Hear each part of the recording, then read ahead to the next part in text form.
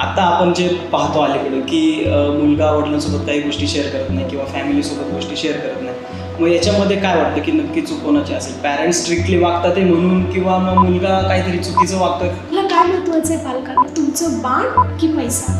I do understand, आज चांगली lifestyle जगायला पैसा पाहिजेलच आहे, म्हणजे मुलांना हे करावं. त्यावेळेला पॅरेंट्सला जेव्हा असं वाटेल ना, त्यांनी फक्त 2 मिनिटं शांत बसावं आणि विचार करावा, मी काय करते, मी काय करतो आणि मला माझ्या मुलांकडून काय अपेक्षा आहे. तर हे कंपॅरिझन पॅरेंट्सनी केलं पाहिजे का? रोज तुमच्या पाल्याला सकाळी आणि संध्याकाळी, म्हणजे सकाळी झोपेतून उठल्यावर, संध्याकाळी झोपायच्या आधी, रात्री मिठी मारा आणि त्याला ही रोज 2 वाक्य सांगा, बाळा रे तू मला खूप आवडतो आणि माझा तुझ्यावर खूप विश्वास आहे. पॅरेंट्सने कसं ओळखावं की आपला मुलगा फक्त शाळेतच नसून त्याच्याकडे वेगळं स्किल पण आहे? क्वेश्चन्स करणे, जे सकारात्मक वाक्य लेट्स इंट्रोड्यूस म्हणतात, I am the best student.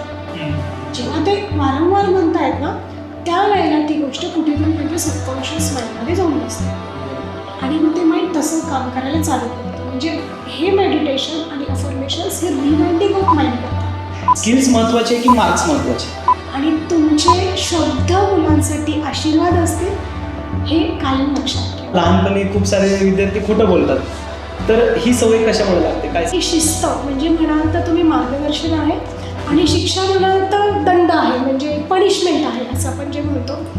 जर तुम्हाला असं वाटतंय पालकांनो की माझ्या मुलाला शिस्त लागायला हवी आहे, तर असं वारंवार होणार आहे की तुम्हाला खूप वेळा त्या मुलांना सांगावं लागणार आहे. मी एक ॲज अ प्रिन्सिपल म्हणून सांगेल की बघा, मार्क्स आहेत इम्पॉर्टंट, पण पूर्ण लाईफ जगण्यासाठी मार्क्स नाही आहे. सो मुलांना तुम्ही टेम्पररी पकडू नका, परमनंट पकडा. पण तुम्ही प्रेशर दिला तर गोष्टी उलट्या होतील, तुम्ही सपोर्ट केला तर मुलांचा ग्राफ नक्की उंचावेल. पॅरेंट्सचा सपोर्ट आणि त्यांच्याबद्दलचा विश्वास असेल तर मला वाटत नाही मुलं डिप्रेशनमध्ये जातील. फक्त पॅरेंट्सला वारंवार याची जाणीव करून द्यावी लागेल, मी तुझ्याबरोबर आहे, माझे संस्कार काय आहेत आणि मला तुझ्यावर पूर्ण विश्वास आहे, काही झालं तरी गोष्टी तू चांगल्याच करशील.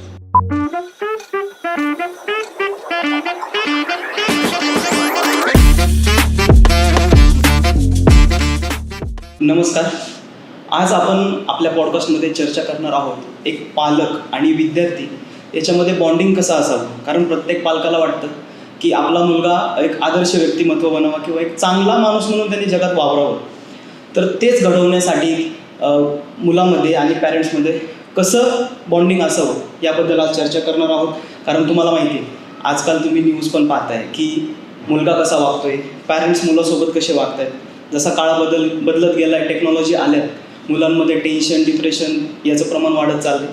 ह्या भरपूर काही गोष्टी आहेत आणि या सगळ्यांसोबत या सगळ्या चर्चा, सगळे प्रश्न आणि सगळ्या समस्या याच्यावरती आपण काय पर्याय शोधू शकतो याबद्दल आज चर्चा करणार आहोत. आणि आज आपल्यासोबत चर्चा करण्यासाठी लाईफ कोच आणि काउन्सलर सौ ज्योत्स्ना भूषण मावळे मॅम आलेले आहेत. मॅम नमस्कार. नमस्कार सर. तर सर्वात प्रथम मॅम आपण आता सुरुवात करूया चर्चेला. तर तुम्ही जे काउन्सिलिंग करताय, लाईफ कोच अँड काउन्सलर, तर त्याबद्दल थोडं सांगा ना. ज्योत्स्ना भूषण मावळे, मी as a life coach counsellor आहे आणि काउन्सिलिंग जे मी करत आहे ते काही खूप रॉकेट सायन्स नाही आहे. जे आपण आपल्या आईवडिलांकडून शिकलो आहोत त्याच्याचबद्दल आम्ही हे पॅरेंट्सला सांगतो आहे. मला असं कुठेतरी वाटतं की पॅरेंट्सला खूप आजकाल टेन्शन येतं की काउन्सिलिंग म्हणजे काय, खूप मोठी गोष्ट आहे, आपण जायला पाहिजे. तर मला वाटतं हे सगळ्यांकडे आहे, फक्त मी एक मीडिया आहे की त्यांना तिथे जागृत करून देते, त्यांना आठवण करून देते की तुम्हाला माहिती आहे, पण फक्त तुम्ही ते कुठेतरी वापरत नाही आहेत, यूज करत नाही, तेवढंच आहे काउन्सिलिंग. बरोबर. कारण आपण पूर्वीच्या काळी पाहिलं तर मला वाटतं की काउन्सिलिंग ही फील्ड थोडी कमी होते, की म्हणजे लोक त्यांची लाईफ जगत होते. तर आजकाल काउन्सिलिंगची गरज म्हणजे लोकांना त्यांच्या व्यापामुळे म्हणा किंवा काही जबाबदाऱ्या विसरत असतात, तर ते आठवण करून देणं म्हणजे काउन्सिलिंग असं असू शकतं. बरोबर? हो सर, बरोबर आहे. कारण आज जसं आपण बघतोय की दोन्ही पॅरेंट्स वर्किंग आहेत किंवा त्यांना वेळ दिला जात नाही आहे मुलांना, मग ते मुलांमध्ये तो कम्युनिकेशन जो गॅप आहे ना, त्याच्यामुळे असं मला वाटतं की काउन्सिलिंगची गरज पडत आहे. आणि जर खरंच कम्युनिकेशन गॅप वाढतोय आणि त्याच्यामुळे जर मुलांमध्ये आणि पालकांमध्ये जो गॅप निर्माण होतोय आणि तिथे त्याच्यामुळे गॅप निर्माण झाल्यामुळे त्यांचा जर संवाद होत नसेल तर त्यांनी काउन्सिलिंग खरंच करावं. का तर फक्त तुम्हाला माहिती करून घ्यायला की तुम्ही त्यांच्याबरोबर वागावं कसं. बरोबर. आता हेच आपण की पालकांनी मुलासोबत वागावं कसं, हेच की आपण बघतो एक आदर्श पिता पुत्र किंवा एक फॅमिलीमध्ये मुलगा आणि पॅरेंट्स यांचं बॉन्डिंग कसं असावं, काय सांग? आपण लहानपणापासून ऐकत आलोय की मुलगी वयात आली की ती आईकडे जास्त जाते बरोबर. आणि मुलगा वयात आला की तो वडिलांकडे असतो. हे नैसर्गिक आहे, हे त्यांच्याकडे अटॅच होतं किंवा त्यांच्या जीन्समुळे म्हणा किंवा त्यांच्याकडे बघण्याचा दृष्टिकोन, ते कसे कपडे घालतात, काय आहे, हे सगळ्या गोष्टी. जेव्हा तुम्ही म्हणाल पिता आणि मुलगा याच्यामध्ये, तर मी म्हणेल की पिता जर असेल म्हणजे वडील, आपण आज पप्पा म्हणतो, फादर म्हणतो, त्यांनी खंबीरपणे मुलाच्या पाठीशी उभं राहिलं पाहिजे. बरोबर. त्यांना समजून घेतलं पाहिजे की एक्झॅक्टली त्यांचे प्रॉब्लेम्स काय आहेत, ते कुठल्या गोष्टींमधून जात आहेत, आणि तेव्हाच त्यांचं हे कधी होईल जेव्हा त्यांच्यामध्ये कम्युनिकेशन असेल प्रॉपर. सो त्यांनी खंबीरपणे उभं राहावं, हेच मी सांगेल. कुठल्याही परिस्थितीत पित्याने त्यांच्याबरोबर खंबीरपणे उभं राहावं. बरोबर. आता आपण जे पाहतो अलीकडे की मुलगा वडिलांसोबत काही गोष्टी शेअर करत नाही किंवा फॅमिलीसोबत गोष्टी शेअर करत नाही. मग याच्यामध्ये काय वाटतं की नक्की चूक कोणाची असेल? पॅरेंट्स स्ट्रिक्टली वागतात आहे म्हणून, किंवा मग मुलगा काहीतरी चुकीचं वागतोय, तर काय वाटतं? हा खूप महत्त्वाचा प्रश्न तुम्ही विचारलाय. बघा, इथे असं म्हणता येणार नाही की चूक कोणाची आहे, पित्याची की मुलाची आहे. दोघांची चूक नाही पण आहे आणि आहे पण आहे. होतं कसं, आजकाल पित्याला म्हणजे पप्पांना असं वाटतं की मी जे करतोय ते बरोबर आहे का, किंवा माझ्या मुलाला हे आवडेल का, किंवा आम्ही तर हे घालत नव्हतो, तो आता हे घालतोय, ते बरोबर आहे का. आणि जेव्हा एखादे पालक, जेव्हा पिता म्हणा किंवा आई म्हणा, जेव्हा ते स्ट्रिक्ट होतात ना, त्याच्यामध्ये फक्त भीती असते, बाकी काही नाही आहे. मग ही भीती जर त्यांनी काढून टाकली आणि तो जर विश्वास त्यांनी त्या मुलावर ठेवला, तर मला वाटत नाही त्यांना पॅरेंटिंगची गरज आहे. आणि त्यांच्यामधलं कम्युनिकेशन अजून स्ट्रॉंग होईल आणि मुलंही फ्रीली त्यांच्याशी बोलतील. तेच कम्युनिकेशन वाढवण्यासाठी काय करावं, काय वाटतं की मुलांनी आणि पॅरेंट्स याच्यामध्ये कम्युनिकेशन वाढवण्यासाठी? एक खूप चांगला मंत्र मी तुम्हाला सांगेन. पहिली गोष्ट तर मुलांना मिठी मारा, रोज मिठी मारा. कारण आजकालच्या जगामध्ये असं झालं आहे की मुलांना तो फिजिकल टच राहिलेला नाही आहे. तो मिठी मारणं फॉर 20 सेकंड्स, मी हे सगळ्या पॅरेंट्सला सांगत असते. सकाळी आणि संध्याकाळी, म्हणजे झोपायच्या आधी आणि उठल्यानंतर त्यांना मिठी मारा. त्यांना सांगा की I trust you, I love you. हे तुम्ही जेव्हा त्यांना सांगाल ना, तर त्यांच्यावर विश्वास वाटेल. त्यांना वाटेल की आमच्याबरोबर कोणीतरी उभं आहे. आणि त्यांना हे नेहमी जाणीव करून द्या की काही झालं तरी मी तुझ्याबरोबर आहे, फक्त तू माझ्याशी खरं बोल. हे जर गोष्टी झाल्या तर 100 ने मी 1000% सांगेल कम्युनिकेशन खूप चांगलं होईल. म्हणजे मुलं आणि पॅरेंट्समधलं कम्युनिकेशन खरंच चांगलं होईल. म्हणजे मिठी मारणं किती गरजेचं आहे मुलं आणि पॅरेंट्समध्ये. आजकाल पाहतो की आपण ते खूप कमी झालेले आहे. ठीक आहे, आता हे झालं आपण कम्युनिकेशनबद्दल. पण आता आपण पाहिलं की कोणत्याही पॅरेंट्सला, पालकांना वाटतं की आपला मुलगा एक सगळ्या बाजूने स्ट्रॉंग व्हावा, म्हणजे त्याला शिस्त पण असावी, इमोशनली फिजिकली तो स्ट्रॉंग असावा. तर याच्यासाठी पॅरेंट्सचा काय रोल असतो? जे तुम्ही आज म्हणालात की सर्व गुण संपन्न, त्याला आम्ही आमच्या भाषेमध्ये होलिस्टिक डेव्हलपमेंट म्हणतो. म्हणजे सगळ्या तऱ्हेने त्या मुलांची डेव्हलपमेंट झाली पाहिजे. मी ते पालकांना हे सांगू इच्छिते की जर तुम्हाला हवं आहे ना मुलांची होलिस्टिक डेव्हलपमेंट व्हावी, तर तुम्ही हे त्यांच्यासाठी रोल मॉडेल आहात. आणि ज्या ज्या गोष्टी तुम्हाला वाटत आहेत की मुलांनी कराव्या, ते स्वतः आधी पालकांनी करायला पाहिजे. म्हणजे लेट्स से आपण म्हणू शकतो की एक्सरसाइज करणं. जर पालकांनी ही केली तर मुलं त्यांना बघतात, मुलं 100% करतात. एखादं पुस्तक वाचावं वाटतंय तर त्यांनी वाचावं, जेणेकरून मुलगा बघेल. आणि इथे अजून एक असं होतं की पालकांचा पुढचा प्रश्न पण असू शकतो, आम्ही करतोय पण मुलं नाही करत आहे. बघा, माझ्याकडे किंवा तुमच्याकडे जादूची काडी नाही आहे. एकदा फिरवली की लगेच होईल. मे बी काही मुलं वेळ घेतील, त्यांना एक 8 दिवसात कळेल की आपण पण हे करायला पाहिजे. काहींना 1 महिना जाईल, काहींना 6 महिने जातील, असं होऊ शकतं. So it depends. पण जेव्हा वाटतंय होलिस्टिक डेव्हलपमेंट व्हावी, तर कुठेतरी ते पालकांनी चालू करायला पाहिजे, असं मला वाटतं. म्हणजे थोडा वेळ जाईल, पण पहिल्या गोष्टी पालकांनी आत्मसात करायला पाहिजे आणि त्याच्यानंतर मग ते मुलगा त्याच्याबरोबर ते आत्मसात करून तो सगळ्या बाजूने स्ट्रॉंग व्हायला तयार होईल. आता जर मुलगा, आपण म्हणतो की आपला मुलगा स्ट्रॉंग व्हायला पाहिजे, फिजिकली म्हणा, इमोशनली म्हणा, मग त्याच्यासाठी जे लागणारं आपण म्हणतो की शिस्त लागणार असेल, मग काहींना ती शिक्षा वाटते की मला एवढे डिसिप्लिनमध्ये राहायला का सांगतं, ते मला सकाळी लवकर उठायला सांगतं, ते व्यायाम करायला सांगतं. काहींना ते म्हणतो ना आपण की मागे लागल्यासारखं होतंय आणि ते स्ट्रिक्ट वागतात माझ्यासाठी. मग शिस्त आणि शिक्षा याच्यामधला फरक काय, कसं सांगा? बघा, मी तर एक गोष्ट सांगेल इथे की शिस्त म्हणजे म्हणाल तर तुम्ही मार्गदर्शन आहे, आणि शिक्षा म्हणाल तर दंड आहे, म्हणजे पनिशमेंट आहे असं आपण जे म्हणतो. जर तुम्हाला असं वाटतंय पालकांनो की माझ्या मुलाला शिस्त लागायला हवी आहे, तर असं वारंवार होणार आहे की तुम्हाला खूप वेळा त्या मुलांना सांगावं लागणार आहे. आणि त्यावेळेला पॅरेंट्सला असं वाटतं की किती मागे लागायचं, आणि मुलांनाही वाटतं की पॅरेंट्स माझ्या मागे लागतात. म्हणजे जेव्हा मी मोठ्या मुलांशी बोलतो तर त्यांचे मेन प्रॉब्लेम्स विचारले की म्हणतात पॅरेंट्स मागे लागतात. जेव्हा पॅरेंट्स येतात माझ्याकडे आम्हाला सांगतात आम्ही कंटाळलोय सांगू. मी इथे सांगेल पॅरेंट्सला पहिले तर पेशन्स ठेवावे लागतील, सारखं सारखं सांगावं लागेल. बघा आपली मुलं ही मशीन्स नाही आहेत, मुलं ही ह्युमन्स आहेत आणि त्यांना त्यांच्या ब्रेनपर्यंत म्हणजे मेंदूपर्यंत सारखी ती गोष्ट जाण्यासाठी त्यांना ती आत्मसात करून देण्यासाठी आपल्याला सांगावं लागेल. फक्त इथे होतं काय जेव्हा पॅरेंट्स त्यांच्या सांगतात बाळा रे हे करू नको, तर त्याऐवजी बाळा हे कर, तेव्हा ही शिस्तकडे जाईल. आणि इथे जेव्हा शिस्त लावायची तेव्हा दोन्ही पॅरेंट्सने एकाच प्लॅटफॉर्मवर येणं खूप गरजेचं आहे. म्हणजे जर समजा आई हो म्हटली तर वडिलांनी नाही म्हणायचं नाही, वडील हो म्हटले तर आईने नाही म्हणायचं नाही. म्हणजे मुलांना शिस्त लागेल. जर दोघांनीही त्यांच्यामध्ये जर अंडरस्टँडिंग नसेल, एकाने हो म्हटलं दुसऱ्याने नाही म्हटलं तर मुलं मग त्याचा गैरफायदा घेऊ शकतात.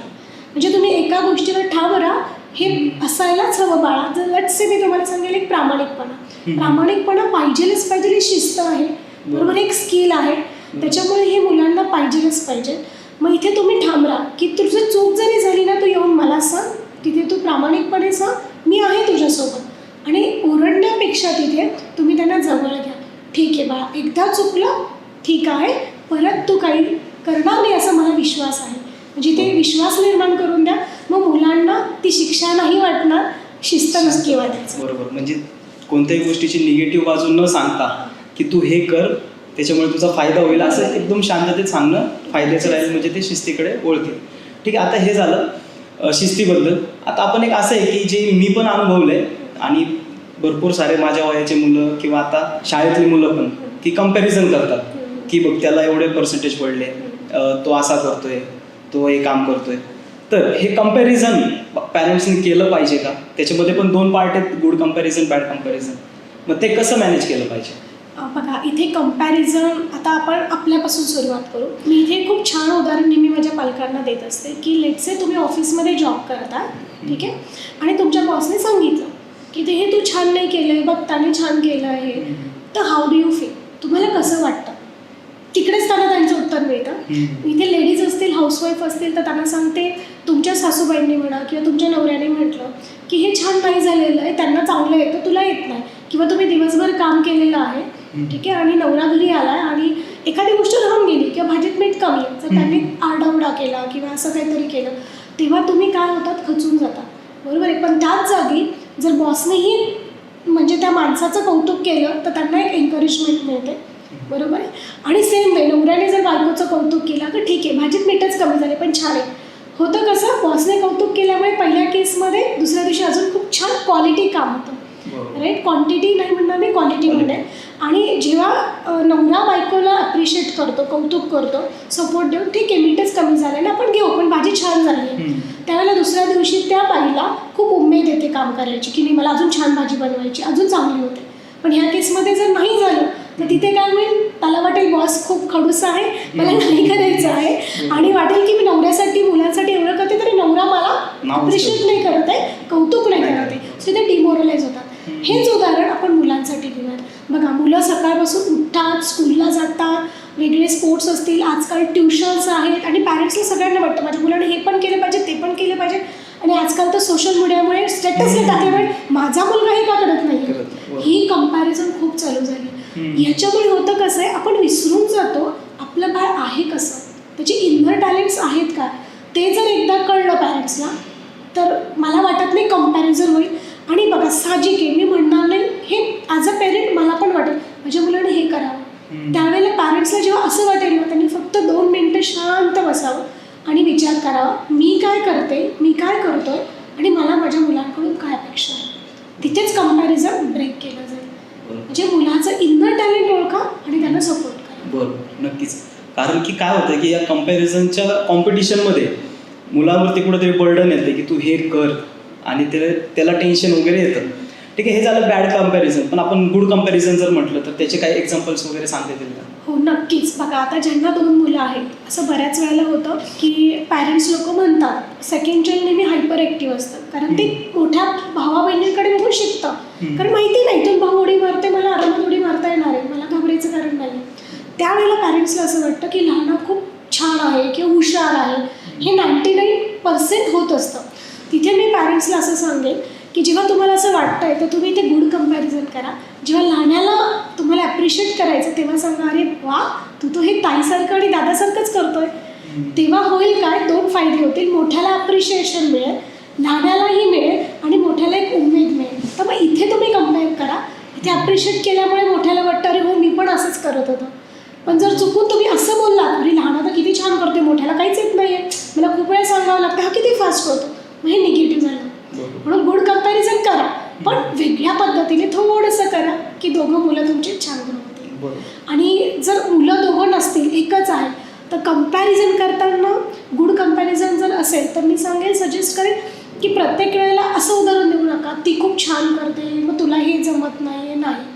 सांगा, अरे तुला तर हे स्पोर्ट छान येत आहे आणि ती डान्समध्ये छान करते, अरे तुला आवडेल का डान्स करायला, असं विचारून बघा.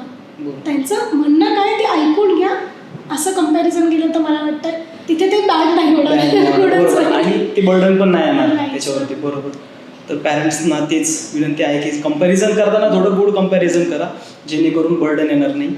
आता कंपॅरिझन करण्याचा आपला पॉईंट चालूच आहे. तर मला असं वाटतं की कंपॅरिझन करताना कुठेतरी एक सेम फील्डमध्ये असेल तर कंपॅरिझन आपण करू शकतो, किंवा एखादा पुढे जात असेल की त्याच्यासारखं कर असं म्हणून आपण कंपॅरिझन करू शकतो. पण आता तुम्ही एक प्रिन्सिपल पण आहात, वेगवेगळे विद्यार्थी आहेत, प्रत्येकाचे वेगवेगळ्या क्वालिटीज आहेत, जो तो वेगवेगळ्या फील्डमध्ये पण मास्टर असतो. तर हे पॅरेंट्सने कसं ओळखावं की आपला मुलगा फक्त शाळेतच नसून त्याच्याकडे वेगळं स्किल पण आहे, ते कसं ओळखावं पॅरेंट्सने? हे ओळखण्यासाठी पॅरेंट्सला पहिले तर मुलांबरोबर वेळ घालवणं हे खूप गरजेचं आहे.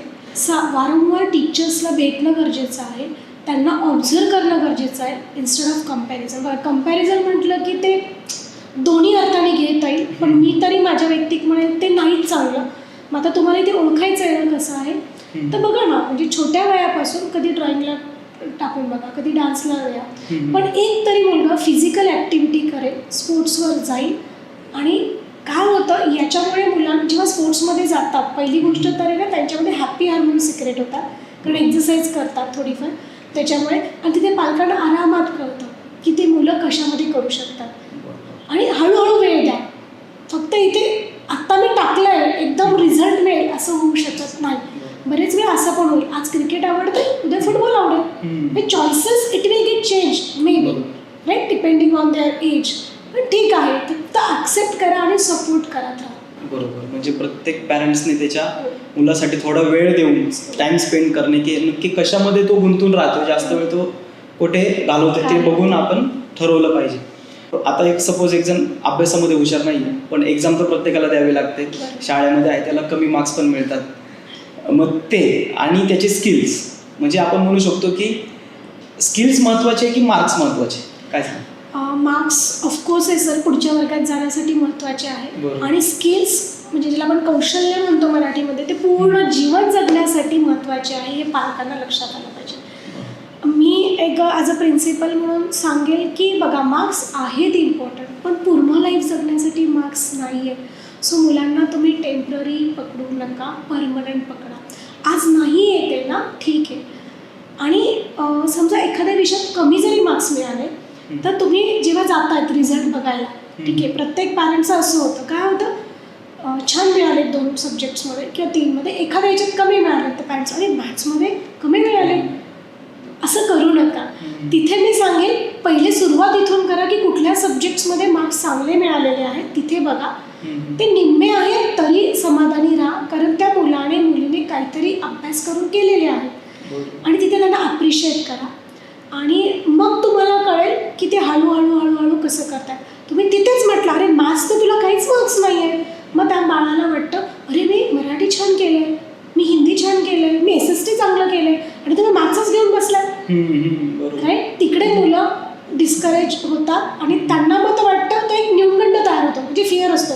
मग नेक्स्ट PTMला त्यांना ती भीती असते, मला मॅथ्सला मिळतील की नाही, आणि मग ते आपोआप मार्क्स खाली येतात. सो इथे पॅरेंट्सने हे त्यांना सपोर्ट करणं गरजेचं आहे. कधी पण तुम्ही PTMला जा, एक्झाम झाल्यानंतर, पण बाळाबरोबर राहा, ठीक आहे, जे मार्क्स मिळतील चालेल, मला माहिती आहे आज नाही मिळाले तर उद्या मिळतील. त्याच्या आणि राहिले कौशल्य तुम्ही जे म्हणतात म्हणजे स्किल्स. हो. स्किल्स कुठले ना कुठले स्किल्स पाहिजे आजकालच्या काळात तर पाहिजेलच आहे. मार्क्सवरून मुलं एका क्लासमधून दुसऱ्या क्लासमध्ये जातील, पण तुम्ही त्यांचं स्किल ओळखा, त्यांना काय येतं आहे. बऱ्याच पॅरेंट्सला अपेक्षित असतं अरे ती दुसरी तर फटाफटा माईकसमोर बोलते, कॉन्फिडन्स आहे तिला, माझ्या मुलीला नाही आहे. मी नेहमी म्हणते आपल्याला नाही माहिती फ्युचरमध्ये ते बाळ जाऊन सायंटिस्ट होणार, राईट. एखादी मुलगी शांत बसली आहे किंवा बोलते सारखी खूप टॉकेटिव्ह लीडर होणार आहे. सो ओळखा त्यांना, जे आहे ना तिथे समाधानी राहा. मग इथे पालक जर समाधानी असतील ना तर मुलांचा ग्राफ असा होत असत. जर पालक समाधानी नसतील तर मग ते बिचारे खाली येतात असं. बरोबर. कारण काही उदाहरण मी पण पाहिलेले आहेत. आता आपण जसं टेलिव्हिजनवरती पाहतो की लहान लहान मुले एखाद्या शोमध्ये जातात, मग तिथे डान्स करतात, सिंगिंग करतात. मग तिथे बाकीच्या पालकांचं पण असतं की माझा मुलगा पण त्याने पण सिंगिंग केलं पाहिजे, त्यांनी पण डान्स केला पाहिजे, पण त्याला त्याचं लहानपण जगून देत नाही. तर मुलांनी त्याचं लहानपण कसं एन्जॉय करावं आणि पॅरेंट्सनी ते कसं करून द्यावं? मुलांनी लहानपण एन्जॉय करावं ही पहिली तर गोष्ट ना मुलांना कळतच नाही. आपण कोणत्या एजमध्ये आहोत, आपण काय करतोय, त्यांना काहीच माहीत नाही. ते स्कूलला येतात नाही, पॅरेंट्स पाठवतात म्हणून येतात. एकदा टीचर्सची अटॅचमेंट झाली किंवा त्यांना यायचं असतं स्कूलला. So whatever they are doing let them enjoy instead of doing comparison, instead of pressurising them.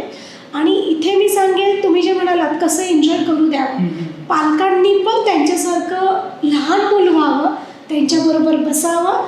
समजा ते ड्रॉइंग करत आहेत तर बसा ना, करून तरी बघा काय होतं आहे. बरोबर. बऱ्याच पालकांनी मला वाटतं लॉकडाऊनमध्ये ती प्रोसेस एन्जॉय पण केली असेल. Even me as a parent केली. तेव्हा आपल्याला वाटतं जेव्हा आपण मुलांबरोबर बसतो ना मग आपल्याला कळतं आपल्या मुलांमध्ये टॅलेंट किती आहे. सो मी परत इथे येईल क्वालिटी टाईम. जर पालकांनी क्वालिटी टाईम दिला त्यांना सगळ्या गोष्टी एन्जॉय करू शकतात. फक्त प्रेशर कुठल्याच गोष्टीचं देऊ नका. I do understand today's world is competitive world, पण तुम्ही प्रेशर दिलं तर गोष्टी उलट्या होतील. तुम्ही सपोर्ट केला तर मुलांचा ग्राफ नक्की उंचावेल. बरोबर. नक्कीच थोडे पेशन्स आणि थोडा सपोर्ट केला तर मुले नक्कीच सुधारतील. आता आपण मगाशी मार्क्सबद्दल बोलत होतो, ते आपण थोडं पुढं गेलो. आपण थोडं मार्क्सच्या आधी जिथे एक्झाम असतो तिथे येऊयात. एक्झाम्सचा माहोल, एक्झाम्सचे दिवस, आता बोर्ड एक्झाम चालू आहे. प्रत्येक विद्यार्थ्याच्या मनात वेगळं असतं, घरी वेगळं वातावरण असतं. तर तो एक्झामचा जो टाईम पिरियड असतो तो पॅरेंट्स आणि स्टुडंट यांनी कसा मॅनेज करावा? हा खूप महत्त्वाचा प्रश्न विचारला सर तुम्ही. कारण आत्ताच आपण 10वी 12वीचे एक्झाम्स चालू आहेत. इव्हन आमची मुलं स्कूलची पहिली बॅच आहे आणि ती 10th अपियर आहेत, करत आहेत. बघा इथे मी आत्ता सांगेल की मी काय करते. जसं तुम्ही मगाशी म्हणालात लाईफ कोच आहे, मी मेडिटेशन्स घेते, ठीक आहे. तर मी इथे आत्ता मुलांचं मेडिटेशन घेते. आमची जी 10वीची पहिली बॅच आहे ती सगळे पालक जे आहेत ते वेगवेगळ्या ह्याच्यातून आहेत. त्यांच्या घरातलं वातावरण वेगवेगळं आहे. काही खूप एज्युकेटेड आहेत, काही नाही आहेत, काहींना लक्षात येत नाही मुलांशी कसं वागावं. त्याच्यामुळे होतं कसं की आम्ही किती पण मुलांना सांगितलं पण ती घरी गेल्यानंतर तिकडच्या एन्व्हायरमेंटमुळे परत चेंज होऊन जातं. म्हणजे आपण म्हणतो ना एक मंदिरात गेलं की शांतता लागते, बरोबर. जिममध्ये गेलं की एक्सरसाइज करू वाटते. तसं मुलं शाळेत आले ना बरीच मुलांचं असं होतं की छान स्टडी करतात, घरी गेलं पालथ्या गड्यावर पाणी. मग आता आम्ही 1 महिना झाला मी रोज 2 वेळा मुलांचं मेडिटेशन घेते. आणि अजून एक आपण अफर्मेशन्स म्हणजे सकारात्मक वाक्य जे आपण बोलतो, आपण युनिवर्स म्हणा, ज्या देवावर श्रद्धा आहे ते आपण मंत्र जाप करतो, राईट. ते कशासाठी? पॉझिटिव्हिटी वाढवण्यासाठी. तर आता मी रोज सकाळ संध्याकाळ मुलांचं 10 मिनटं मेडिटेशन घेते. त्यांना रोज सांगते की तुमचा पेपर इझी जातो आहे, तुम्हाला हे तुम्ही व्हिज्युअलाइज करा, इमॅजिन करा. आणि इथे मेडिटेशन केल्यामुळे तर ते कुठेतरी थोडे स्टेबल होतात. ओके, हे झालं मुलांबाबतीत. आता तुम्ही म्हणाल पालकांचं काय? ऑफकोर्स आहे, 10वीला मुलगा आहे, 12वीला आहे, पालकांना भरपूर टेन्शन असतं, ठीक आहे, करेल की नाही. इथे मी खूप पालकांना महत्त्वाचं सांगेल की नेहमी पालकांना लक्षात ठेवा तुमचे शब्द हे तुमच्या मुलांसाठी आशीर्वाद असणार. मग तुम्ही काय बोलता ते त्यांना ते होणारच आहे. तुम्ही म्हणाल माझा मुलगा चांगला आहे, तो आज न उद्या चांगलाच होणार आहे. तुम्ही म्हणाल माझ्या मुलाला काहीच येत नाही, जे पण येत आहे ना ते येणार नाही, कारण तुम्ही त्यांच्यावर ते वाईट सोडताय, तुम्ही ते व्हायब्रेशन्स त्यांना देताय. मी जसं म्हणाली मगाशी शब्द हे आशीर्वाद आहे. आणि खरंच आहे, द वर्ड्स आर ब्लेसिंग्स. आणि सगळ्यात मोठे ब्लेसिंग्स कोणाकडून आहेत तर आईवडिलांकडे, कारण त्यांच्या बाळाशी ते ऊबपासून कनेक्टेड असतात, आईच्या, राईट. सो इथे मी पॅरेंट्सला सांगेन, जर मुलं परीक्षेला जात आहेत, एक्झामला जात आहेत, तुम्ही शांत मस्त बसा, 2 मिनिटं मेडिटेशन करा तुम्ही पण, आणि सांगा माझ्या मुलाने पेपर खूप छान लिहिला आहे. म्हणजे मी काउन्सिलिंगमध्ये बऱ्याच वेळेला विचारते ज्यांचे येतात पॅरेंट्स, की तुम्ही काय करता, असं होतं का, लिहिल की नाही, हो म्हणाले. म्हटलं हेच नको आहे आपल्याला, हे ब्रेक करायचं आहे. उलट असं म्हणा, माझा मुलगा छान पेपर लिहितो, त्याने आजचा पेपर खूप सुंदर लिहिलेला आहे आणि तो हसत घरी आला. आणि लेट्स से झाले एखादा क्वेश्चन राहिला किंवा हा पण पेपर लिहिला, तर त्याला मिठी मारा की बाळा रे मला विश्वास आहे, आजचं झालं ते झालं, पास झाला, आपण उद्यापासून नवीन सुरुवात करू, आता पुढच्या पेपरचा चांगला अभ्यास करू, हे जाऊ द्या तुम्ही. बरोबर. म्हणजे त्याला आपण टेन्शन किंवा तू हे कर, असे तुला एवढे पर्सेंटेज आलेच पाहिजे, पेपर चांगलाच लिहिला पाहिजे, असं टेन्शन न देता बाबा होईल तसं होईल, तू फक्त करत राहा, हे म्हणणं गरजेचं आहे. बरोबर. हे झालं एक्झामबद्दल. आता परत आपण मार्क्सकडे येऊयात, जे की मी केलेलं आहे किंवा माझ्यासारख्या भरपूर विद्यार्थ्यांनी केलेलं आहे, की मार्क्स आले थोडे कमी पडले की आपण घरी थोडे खोटे मार्क्स आणतो, किंवा लहानपणी खूप सारे विद्यार्थी खोटं बोलतात. तर ही सवय कशामुळे लागते, काय सांग? बघा, आता पहिली गोष्ट तर सर, मुलांना माहितीच नाही खोटं बोलणं म्हणजे काय, हे कोणालाच माहीत नसतं. आपण त्यांना बऱ्याच शब्दांची इंट्रोडक्शन करून देतो की याला खोटं म्हणतात, असं केलं की हे वाईट आहे, तसं केलं की ते चांगलं आहे, ह्या सगळ्या गोष्टी होतात. आणि खोटं बोलणं हे कधी कळतं, एक भीती असते मुलांना, फक्त मला आई मारेल का, मला वडील ओरडतील का, मला टीचर काय म्हणेल, मग त्या याच्याने ते लपवण्यासाठी ते खोटं बोलतात. आणि हे सगळे करतात, असं कोणीच नाही आहे, आपण पण नोईंगली अननोईंगली कुठेतरी करतो, बरोबर आहे. पण जर इथे पॅरेंट्सने विश्वास निर्माण करून दिला, ठीक आहे ना, चुकलं ना तर ठीक आहे, काहीच प्रॉब्लेम नाही, मी आहे तुझ्याबरोबर, काय होणार आहे, आपल्याला आपलं बाळ महत्त्वाचं आहे, बरोबर आहे. सो त्याला मिठी मारा, त्याला सांगा मी आहे तुझ्याबरोबर, त्याच्या हातात हात घ्या, त्याला जवळ घेऊन बसवा. मान्य आहे, मी पण एक पॅरेंट आहे, आपल्याला खोटं बोललं की नाही आवडणार, कारण आपण तसं करत नाही, त्यावेळेला राग येणारच आहे. मग राग आल्यानंतर 2 मिनिटं डोळे मिटून शांत राहा, होणार पण नाही लगेच, थोडा वेळ लागेल त्या गोष्टीला, ठीक आहे. समजा तुम्ही रागावून गेला, पहिला असेल प्रश्न, मग होणारच नाही, शक्यच नाही, राग खूप आलेला असेल, ही गोष्ट शक्यच नाही, तेव्हा मी सांगेन ठीक आहे, तुम्ही मारलं ओरडलं झालं संपलं. मग त्याच्यानंतर तर तुम्हाला कळेल ना मी हे चुकीचं केलं, जाऊन सॉरी म्हणा मुलांना, मिठी मारा, बरोबर आहे. आणि जेव्हा जेव्हा ही प्रोसेसमध्ये जाईल तेव्हा पालकांना आपोआप कळेल की आता मला ओरडायचं नाही, मला पेशन्स ठेवायचे. खोटं बोललाय सर, एकदा बोलेल, दुसऱ्यांदा बोलेल, तिसऱ्यांदा तो मुलगा जरी खोटं बोलला ना, थोड्या वेळाने मी 100% सांगते, तो येईल आणि सांगेल पप्पा मम्मी मी हे खोटं बोललेलं आहे, असं असं गोष्ट झालेली आहे. पण कधी जर पालकांनीही म्हणजे पॅरेंट्सनी पेशन्स ठेवले तरी गोष्ट होऊ शकते. बरोबर. जसे जसे आपण चर्चा करतोय तसं तसं मला जाणवत आहे की विद्यार्थी जर चांगला मुलगा घडवायचा असेल तर त्याच्यामध्ये पॅरेंट्सने फक्त पेशन्स ठेवणे, थोडं शांत राहणे, जास्त न ओरडणे हे महत्त्वाचं आहे. म्हणजे प्रत्येक बाजूने बोलतो आपण तेच. ठीक आहे. तर आता लॉकडाऊनपासून म्हणू आपण की जो अभ्यासक्रम आहे तो थोडा चेंज झाला आहे, जो आपल्या मोबाईलवरती म्हणा, टॅबवरती म्हणा दिसायला चालू झाला. त्याच्यामुळे मुलांना काय झालं की स्क्रीन टाईम वाढत चालला आहे त्यांचा. मग काही जण काय करतात की पॅरेंट्स आले की त्याच्यावरती थोडं स्टडी मटेरियल दाखवतात, बाकी मग ते गेले की लगेच एंटरटेनमेंट काहीतरी चालू करतात, गेम्स चालू करतात. तर ते मॅनेजमेंट पालकांनी कसं करावं आणि मुलांचं स्क्रीन टाईम जास्त त्यांच्यासाठी योग्य आहे की अयोग्य आहे, काय सांग? बघा, आज तर मी म्हणेल आज टेक्नॉलॉजीचं युग आहे, ठीक आहे. आणि आपण जेव्हा एखादा मोबाईल घेतो किंवा गॅजेट घेतो, काही असू द्या, लॅपटॉप असेल, टॅब असेल तुमचा, तर आपल्यापेक्षा ना मुलांना खूप माहिती असते त्याच्यामधली, बरोबर. आणि आज mobile, T V, screen time अशी गोष्ट आहे ना की तुम्ही एकदा घेतलं की तुम्हालाही कळत नाही, मोठ्यांना पण आपल्याला, की अर्धा तास कसा निघून जातो. लेट्स स्टेटस एक बघितलं ना सर की कंटिन्यू जातं. फेसबुक ओपन करा, तुमचे कधी अर्धा तास जाईल कळणार नाही, बरोबर. हे आपल्याबरोबर होतं. आपण मोठे आहोत, आपल्याला गोष्टी सगळ्या माहिती आहे, तरी होतात ह्या गोष्टी, बरोबर. पण ह्याच याच्यामध्ये आपण जर बिझी असू, आपण एक जरी स्टेटस ओपन केलं आणि आपण कुठल्या तरी कामात बिझी आहे, आपण परत बॅक टू वर्क येतो, बरोबर आहे. मग इथे काय बिझी असणं गरजेचं आहे कुठल्या ना कुठल्या कामामध्ये, आणि आपल्याला हे कळणं पण गरजेचं आहे की माझ्यासाठी हे योग्य नाही आहे. हे मोठ्यांसाठी झालं, हे आपल्याला कळतं, मे बी अर्ध्या तासात कळतं, 1 तासात कळतं किंवा 5 मिनिटात. आता पण मुलांकडे येऊ, मुलं काय करतात, स्क्रीन टाईम त्यांना कळतच नाही आहे की मी काय करतोय, मी काय बघतो, काय मला नाही माहिती. आईने मोबाईल घेतला म्हणून मी बघतोय, वडिलांनी घेतला म्हणून मी बघतोय, वडिलांनी मॅच लावली म्हणून मी बघतोय. ही सवय लागते मोठ्यांपासून. बरोबर. ते मोठ्यांना बघून मुलं मोठे होतात. हे नेहमी पालकांनी लक्षात ठेवलं पाहिजे की तुम्हाला ते ऑब्झर्व करतायत खूप बारकाईने आणि आपल्याला कुठेतरी नाही लक्षात येत ह्या गोष्टी की ते आपल्याला ऑब्झर्व करतात. मग इथे होतं कसं, पॅरेंट्स किती वेळ मोबाईल घेतात. मी का नको घेऊ, पप्पा घेऊन बसले, मम्मी घेऊन बसली आहे, का नको घेऊ.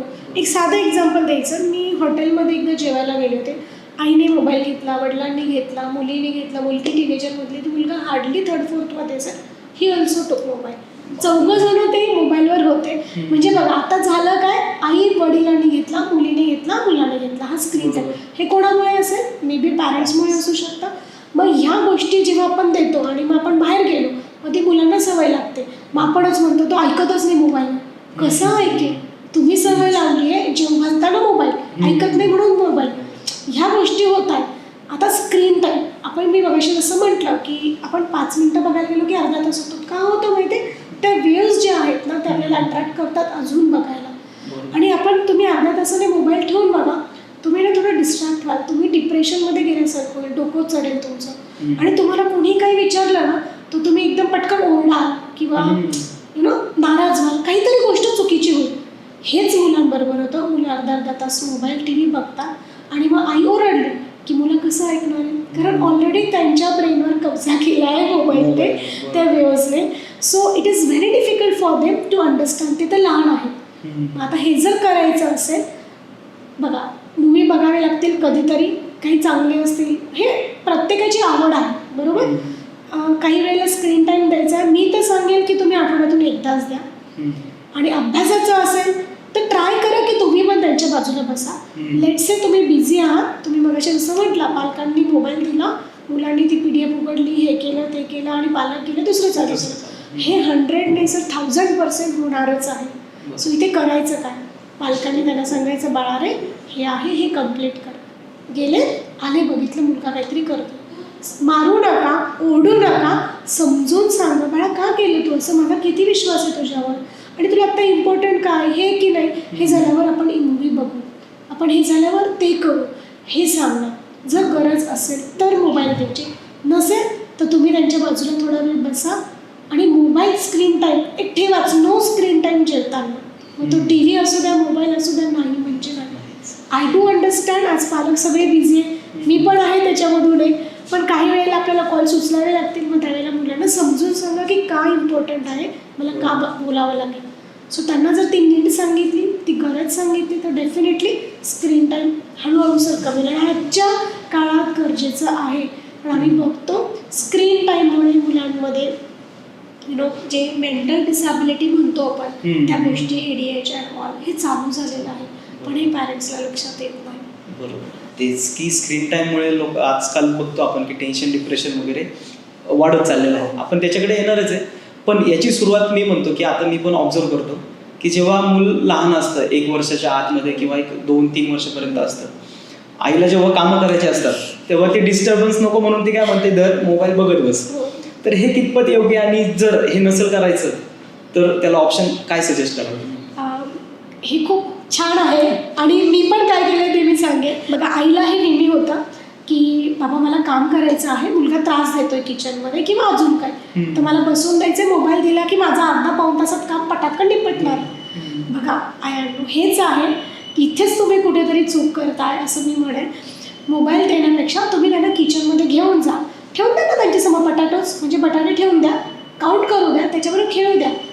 आपल्याकडे कुठे होते सर मोबाईल, नव्हते. आपली आई असेल तर काही समोर मुरमुरे ठेवून दे, काही खेळणी ठेवून दे किंवा कशात तरी बसव बॉक्समध्ये एखाद्या, की बाबा ते बाळ इकडे तिकडे जाणार नाही, बरोबर, काही बॅरिगेटर्स लावून म्हणा, ह्या सगळ्या गोष्टी करायची. मग ते फक्त तुम्ही आठवा की तुमच्या आईने तुम्हाला कसं मोठं केलेलं आहे, बरोबर. आणि तिथे तुम्ही हे करा, मोबाईल तुम्हीही ठेवून द्या. मग गरज पडणार नाही खोटं बोलायची की रिचार्ज संपला आहे किंवा पप्पांनी मोबाईल नेला आहे, मोबाईल खराब झाला आहे. म्हणजे असं बऱ्याच वेळेला मला ऐकायला मिळतं पॅरेंटिंगमधून. सर पॅरेंट्स खरंच सांगतात की मॅडम आम्ही घरी आलो की मोबाईल कबडमध्ये ठेवून देतो. का गरज पडली पाहिजे तुम्हाला? नाही, तुम्ही मुलांशी बोला. ते आज नाही ऐकणार, उद्या नाही ऐकणार, मे बी 8 दिवस नाही ऐकणार, थोडं थोडं ऐकतील, बरोबर. सो आणि आता असं पण असतं पॅरेंट्सचं की मॅम आता तर ऑलरेडी सवय लागली आहे, जेवतच नाही माझा मुलगा, 30 मिनिट्स कमीत कमी मोबाईल पाहिजे, बरोबर. त्याशिवाय तो जेवूच शकत नाही. मान्य आहे, एका दिवसात कोणाची सवय मोडणार नाही.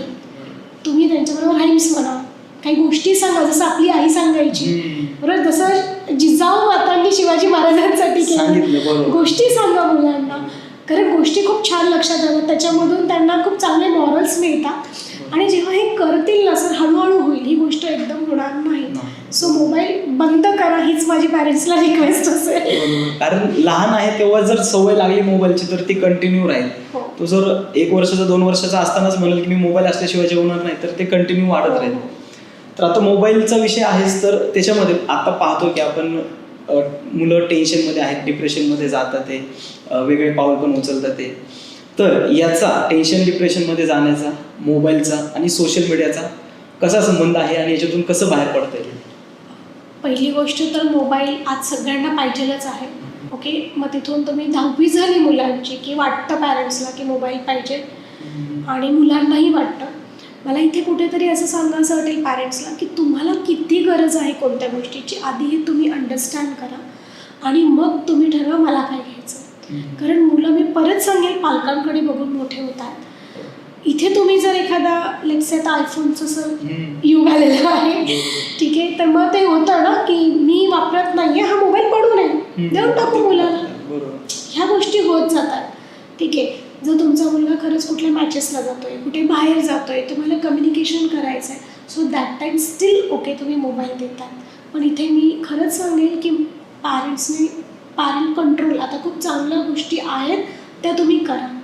असं होऊ शकतं ती मुलं दुसऱ्यांचं बघून, तुम्ही जरी किती पण त्यांना गाईड केलं तर ते दुसऱ्यांचं बघून, माहीत नाही ना कुठले मित्र आहेत कॉलेजमध्ये किंवा स्कूलमध्ये, ते काय करतात, त्यांची फॅमिली बॅकग्राऊंड काय, हे होईल. पण परत मी इथे येईल, पॅरेंट्सचा सपोर्ट आणि त्यांच्याबद्दलचा विश्वास असेल तर मला वाटत नाही मुलं डिप्रेशनमध्ये जाते. फक्त पॅरेंट्सला वारंवार याची जाणीव करून द्यावी लागेल, मी तुझ्याबरोबर आहे, माझे संस्कार काय आहेत आणि मला तुझ्यावर पूर्ण विश्वास आहे, काही झालं तरी गोष्टी तू चांगल्याच करशील. बरोबर. जे आत्तापर्यंत जेवढं डिस्कशन केलं ना, त्याच्यामध्ये असं जाणवतं की पॅरेंट्सचा खरंच खूप मोठा रोल आहे त्याला, मुलाला घडवण्यासाठी. ठीक आहे, आता आपण हे शाळेतल्या मुलांबद्दल आणि पॅरेंट्सने शाळेत, म्हणजे मुलगा शाळेत असताना पॅरेंट्सने कसं वागावं हे सांगितलं. पण जेव्हा मुलगा कॉलेजमधून बाहेर जातो, त्याची जॉब करायची तयारी असते, मग तो अडकतो की जॉब करावा, बिझनेस करावा का. स्पेशली हे कधी स्पर्धा परीक्षेची तयारी करताना खूप होतं की एकदा फेल होतो, दुसऱ्यांदा फेल होतो, तिसऱ्यांदा फेल होतो, त्याचं वय वाढत जातं. पण पॅरेंट्सची जी अपेक्षा असते की बाकीचा मुलगा हे करतात आहे की तू एवढं अर्निंग करतो, तू असं करतो, तर मग हे कम्पॅरिझन पॅरेंट्सने कसं मॅनेज करावं? सर, इथे साहजिक आहे, पॅरेंट्सला वाटणारच आहे, मी आज एवढं शिकवलं आहे मुलाला तर त्याने हे केलं पाहिजे, किंवा तो मुलगा हे करतोय तर ते केलंच पाहिजे. हे कुठेतरी हे नॅचरल आहे. मी इथे पॅरेंट्सला गिल्टमध्ये टाकणार नाही किंवा मुलांनाही दोष देणार नाही, हे नॅचरल प्रोसेस आहे. पण इथे पॅरेंट्सला हे समजून घेणं गरजेचं, ठीक आहे, आज पास नाही झालं ना स्पर्धा परीक्षेत, उद्या होईल, उद्या नाही झालं तर परवा होईल. बघा, आपण जे म्हणतो एका मिनिटाचं महत्त्व कोणाला कळावं, एका सेकंदाचं कोणाला कळावं, एका वर्षाचं कोणाला, तसं स्पर्धा परीक्षेमध्ये पण 1 वर्ष निघून जातं त्याच्यामध्ये. पण इथे जर मुलांनीही तेवढा विश्वास आईवडिलांना दिला की ठीक आहे, आज नाही झालं ना, मी उद्या करेन, मला थोडासा वेळ द्या. आणि पॅरेंट्स मे बी लगेच नाही घेणार, कारण त्यांची आणि यांच्यामध्ये तो कम्युनिकेशन गॅप असेल, एज गॅप आहे, सो त्यांना इमिडिएट अंडरस्टँड होणार नाही. तर इथे फक्त पॅरेंट्सला सांगेल विश्वास ठेवा. परत मी इथे येईल, तुमचे शब्द त्यांच्यासाठी आशीर्वाद आहे. सो कम्पॅरिझन करण्यापेक्षा त्यांना सांगा ठीक आहे बाळा, तू कर. जेव्हा तुम्ही म्हणतात ना मला विश्वास आहे, तू कर, तू करू शकतो, तेव्हा सर कुठलंही एज मॅटर करत नाही. ती मुलं 100 नाही 1000% करते. आणि परत बॅक टू येईल, तुम्ही जे मगाशी म्हटलात पैसा, तुम्हाला काय महत्त्वाचं आहे पालकांना, तुमचं बाळ की पैसा. आय डू अंडरस्टँड, आज चांगली लाईफस्टाईल जगायला पैसा पाहिजेलच आहे, पण परत तिथे या की तुम्हाला at the end of that pure soul जो असतो आपला बाळ, त्याचं लास्ट ब्रीथ कसं पाहिजे, हॅपीनेस, सॅटिस्फॅक्शन, की माझं हे राहूनच गेलं करायचं. जसं आज आम्हाला होतं किंवा अजून बऱ्याच पालकांना, अरे मला ड्रॉइंग खूप छान होतं पण माझ्या आईवडिलांनी नाही पाठवलं. मग पॅरेंट्सला आज वाटतं की करू देत, जे करायचं आहे ते करू द्या, फ्रीडम पण द्या, पण तुम्हाला त्या बाउंड्रीज कळल्या पाहिजे की तुम्हाला फ्रीडम कुठपर्यंत द्यायचं आहे आणि कुठपर्यंत तो सपोर्ट द्यायचा आहे. म्हणजे पॅरेंट्सचा सपोर्ट खूप महत्त्वाचा आहे, खूप महत्त्वाचा आहे सपोर्ट. ठीक आहे. आता इथपर्यंत झालं. आता हे पॅरेंट्स आणि स्टुडंट, पण एखादा स्टुडंट्स म्हणजे खूप प्रयत्न करतो, यशस्वी होत नाही, तो गिवअप करतो, मग तो परत पॅरेंट्सकडे जातो आणि ऑलरेडी या फील्डमध्ये जाताना पॅरेंट्स म्हणत असतात की बाबा नको करू, तू होणार नाही, पण तरी पण तो फॅमिलीच्या विरोधात जाऊन ते करतो, पण तिथंही काय म्हणतो आपण फेल होतो आणि पण तो परत पॅरेंट्सकडे जातो. तेव्हा पॅरेंट्सचा रोल काय असावा की त्यांनी आपल्या मुलाला कसं ॲक्सेप्ट करावं? इथे पण सर खूप महत्त्वाचं आहे की बघा असं होऊ शकतं काही केसेसमध्ये की पॅरेंट्सने सांगितलं होतं तू करू नको, ते झालं. इथे मुलं आजकालच्या ज्या एजमध्ये आहेत किंवा ज्या युगात आहेत त्यांना असं वाटतं की पॅरेंट्स हे सगळ्यात मोठे शत्रू आहेत. म्हणजे जेव्हा तुम्ही 8वी 9वी 10वी 11वी 12वी इथपर्यंत जे म्हणतात ना त्या एजमध्ये फ्रेंड्स त्यांना खूप हवेविषयी वाटतात का तर फ्रेंड्स तर ऐकून घेतात. महत्त्वाची गोष्ट त्यांना कोणीतरी ऐकणारं मिळालेलं आहे. सेम पॅरेंट्सनेही त्यांचं ऐकलं ना तर पॅरेंट्सबरोबर सगळं शेअर करतील. पुढचं जे तुम्ही मगाशी म्हणालात की स्पर्धा परीक्षेमध्ये गेलेत ते आणि फेल झाले, मग पुढे काय होऊ देत ना फेल, पण तुम्ही त्यांना सांगा की ठीक आहे झालं ना, पण तुला एक काहीतरी लर्निंग मिळाले तिथून, ह्याचा कुठेतरी तुला फायदा होणार आहे. आणि सर शिक्षण अशी गोष्ट आहे ती कधीच वाया जात नाही, कधीच नाही. तुम्ही कुठेही काही शिकलेलं आहे ते उपयोगात येतच येतं. हे पॅरेंट्सने जर मुलांना अंडरस्टँड करून दिलं मग ते किती वेळा फेल होऊ द्या काही फरक पडणार नाही, तो अभ्यास केलेला कुठे ना कुठे उपयोगात येणार आहे. आणि अजून एक इथे चांगलं सांगेल मी की माझे वडील म्हणायचे आणि की जे आपल्या मनासारखं होतं आहे ना तर ते माहीत नाही की ते बरोबर आहे की चुकीचं आहे. कधीतरी आपल्या मनासारखं नाही झालं तर तेव्हा लक्षात ठेवा ते देवाच्या मनासारखं झालं आहे, कारण तुमच्या डेस्टिनीमध्ये ते आहे आणि देवाला माहिती आहे तुमच्याबरोबर काय चांगलं झालं पाहिजे. सो जेव्हा आपल्या मनासारखं नाही झालं तेव्हा मी पालकांना सांगेन तुम्ही डिप्रेस होऊ नका, मुलांना डिप्रेस करू नका, पण त्यांना इथे सपोर्ट करायला सांगा. जे होणार आहे ते खरंच चांगलं होणार आहे. मग इथे येतं पॉझिटिव्ह माइंडसेट, तो असणं गरजेचं आहे. पालकांनी केला तर आपोआप मुलं करतील. कधीतरी पालक डिप्रेस झाले तर मुलं इथे सांगतील अरे तुम्हाला सांगितलं होतं पप्पा, सांगितलं होतं मम्मा की हे असं नाही, असं होऊ शकतं, मी करेन.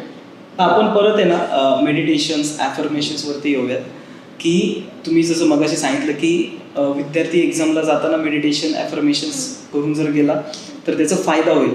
तर ती प्रोसेस काय असेल नक्की एक्झामला जाताना मेडिटेशन आणि ॲफर्मेशन्स काय सांगाल त्याच्याबद्दल? बघा मेडिटेशन म्हणजे हा इंग्लिश आपण आज जो वर्ड घेतला आहे ठीक आहे सर, तर हा खूप आपल्याला हायफाय वाटतो ठीक आहे. आणि आपले भारतीय संस्कृती अशी आहे ना ध्यानधारणामधूनच सगळं शिकत आलेली आहे, तर इथे आपण त्याला ध्यानधारणा म्हणतो. खूप काही रॉकेट सायन्स नाही आहे. तुम्ही 2 मिनटं शांत बसून राहा. बसल्यानंतर प्रत्येकाचा प्रश्न असेल शक्यच नाही, आमच्या मनामध्ये खूप सगळे विचार येतील, येऊ द्या जाऊ द्या. जेव्हा तुम्ही बसतायत ना तेव्हा तुम्हाला 1 2 3 दिवसात किंवा महिन्यांमध्ये तुम्हाला हळूहळू ती शांतता जाणवेल आणि आपोआप तुमच्या वागणुकीमध्ये बदल होईल की तुम्हाला कुठेतरी पेशन्स वाढतील. आणि हे तुम्हाला रिअलाईज होतं जेव्हा तुम्ही मेडिटेशन करतात. हे पॅरेंट्सलाही रिअलाईज होतं जेव्हा ते करतात. राहिलं मुलांचं मेडिटेशन, जेव्हा आम्ही आज आमच्या स्कूलमध्ये रोजचं आम्ही मेडिटेशन घेतो सर, रोज अफर्मेशन्स होतात मुलांचे. जाण्याआधी घरी जाण्याआधी सुद्धा ग्रॅटिट्यूड होतं, मी येईलच पुढे ग्रॅटिट्यूडकडे. रोज अफर्मेशन्स होतात, गायत्री मंत्र होतो, सरस्वती वंदना होते. आम्ही इथपर्यंत येतो की तुमच्या आईवडिलांना डोळ्यासमोर आणा, तुमच्या त्यांच्या पाया पडा, तुमच्या टीचर्सला आणा, त्यांच्याकडून आशीर्वाद घ्या, त्यांना घट्ट मिठी मारा. कारण बरेच पॅरेंट्स मगाशी जसं म्हटलं मिठी मारत नाही, आम्ही हे सगळं मेडिटेशनमध्ये करून घेतो. आता लेट्स से 1000 विद्यार्थी आहेत, 1000मधून जर एक 10 मुलांनी जरी केलं ना मेडिटेशनमध्ये मी मिळवलं बरोबर. आणि इथे होतं काय जेव्हा ते आणतायत ना डोळ्यासमोर तेव्हा त्यांच्या आईवडिलांमध्ये एक कनेक्शन निर्माण होतं, सोल टू सोल जे आपण म्हणतो. ते कनेक्शन झाल्यामुळे ना आपोआप ते रिलेशन चांगलं व्हायला लागतं. हे फक्त मेडिटेशनमुळेच मी म्हणेन. आणि अफर्मेशन्स काय नाही, जे सकारात्मक वाक्य. लेट्स आमची रोज मुलं म्हणतात I am the best student. जेव्हा ते वारंवार म्हणतायत ना त्यावेळेला ती गोष्ट कुठेतरी त्यांच्या सबकॉन्शियस माइंडमध्ये जाऊन बसते आणि मग ते माइंड तसं काम करायला चालू करतं. म्हणजे हे मेडिटेशन आणि अफर्मेशन्स हे रिवाइंडिंग ऑफ माइंड करतात, म्हणजे तुमच्या ब्रेनवर हे करतात. जसं आपल्याला समजा पिकनिकला जायचं असतं, आपण कंटिन्यू म्हणतो पिकनिकला जायचं मज्जा करायची. सर विदाऊट अलार्म आपण उठतो म्हणजे काय अफर्मेशनच आहे राईट. कारण आपण तेवढं उत्सुक असतो, तेवढं पण एक्सायटेड असतो की मला जायचं. सेम मुलांना आम्ही जेव्हा म्हणतोय I am the best student किंवा today's paper is easy for me, हे जेव्हा म्हणतोय त्यावेळेला आपोआप त्यांच्या माइंडमध्ये ते जातं आणि ते प्रयत्न तरी करतात त्या तऱ्हेने. ते आहे अफर्मेशन्स. आणि मगाची जे तुम्ही ग्रॅटिट्यूड म्हटलं होते त्याच्याबद्दल काय सांगा? ग्रॅटिट्यूड म्हणजे सिम्पल आहे की तुम्ही दुसऱ्याबद्दल आदर म्हणा की कृतज्ञता, आपण मराठीमध्ये हां, म्हणतो बरोबर. कृतज्ञता म्हणा. सर सॉरी आणि थँक्यू हे खूप मोठे वर्ड्स आहेत, पण आपल्याला पॅरेंट्सला पण म्हणा किंवा मुलांना मी मध्ये एक दोन मुलांशी संवाद साधत असते तेव्हा मुलांनी म्हटलं सॉरी बोलना है, कैसे बोलना है? म्हटलं अरे क्यों? नहीं मैम बोला ही नहीं कभी. म्हटलं इज इट? हां मॅम. सर 7th-8th मुलगा म्हणतो मी सॉरीच म्हटलं नाही अजून कधी, आईवडिलांना पण नाही आणि टीचर्सला तर नाहीच नाही. म्हटलं ओके चलो लेट्स से सॉरी. तसं त्याने अर्धा तास घेतला त्या गोष्टीसाठी, पण मी म्हणून घेतलं की तू you go and you say to your teacher sorry. ते झालं. आता सॉरी आणि थँक्यू इथे मी सांगेल, लेट्स से मी जर तुम्हाला थँक्यू म्हटले तर तुम्हाला खूप छान वाटतं की अरे मला थँक्यू म्हटलं नाही. ते झालं ग्रॅटिट्यूड. तर आम्ही आमच्या इथे मुलांना सांगितलेलं आहे झोपायच्या आधी रोज 5 लोकांना डोळ्यासमोर आणायचं. हे मी फॉलो करते, ही माझी मुलं करतात आणि माझे स्टुडंट्सही करतात. 5 लोकांना आणा आणि त्यांना थँक्यू म्हणा, आठवा त्यांनी तुमच्यासाठी चांगलं काय केलेलं आहे. आणि जेव्हा आपण हे करतो ना ग्रॅटिट्यूड, त्यावेळेला आपण दिवसभरात किती पण थकलेलं असू दे, दिवस किती पण वाईट गेलेला असू दे, तेव्हा आपल्याला कुठेतरी लक्षात येतं अरे काही 5 गोष्टी आपल्यावर चांगल्या झाल्या आणि त्या 5 लोकांनी आपल्याला मदत केलेली आहे कुठल्या तरी गोष्टीसाठी.